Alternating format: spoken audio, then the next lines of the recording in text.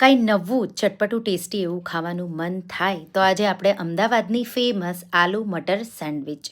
તો જો રાતે તમને સાંજે એવું લાગે કે હલકું ફૂલકું અને મહેનત ઓછી હોય એવું ખાવું હોય તો આ સેન્ડવિચ બહુ ઝટપટ બની જાય છે. તો ચટણી માટે ધાણા, આદુ, મરચાં, શીંગ કે કાજુ, મીઠું, ગળપણ, લીંબુ અને જીરું ઉમેરી થોડા બરફના ટુકડા સાથે આવી થીક એવી ચટણી વાટી લઈશું.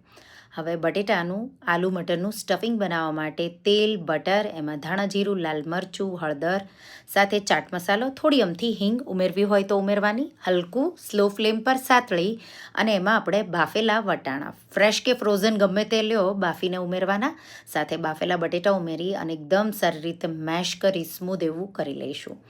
મીઠું, ગળપણ અને લીલા ધાણા ઉમેરી મિક્સ કરી દઈશું.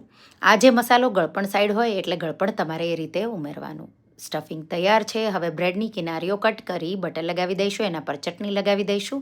સ્ટફિંગ સારા એવા પ્રમાણમાં મૂકી દેવાનું અને પછી આ રીતે ઉપરની સાઈડ બટર લગાવી દેવાનું.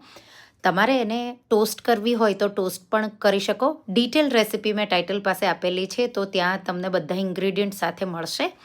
ઉપર તમારે ટમાટો કેચઅપથી થોડી ગાર્નિશ કરવાની, શેવ, થોડો ચાટ મસાલો છાંટી દેવાનો અને તમારે એને સર્વ કરવાની. તો કાંઈ નવું ટેસ્ટી એવું ખાવાનું મન થાય તો આ અમદાવાદની ફેમસ આલુ મટર સેન્ડવિચની રેસિપી એકવાર ટ્રાય કરજો.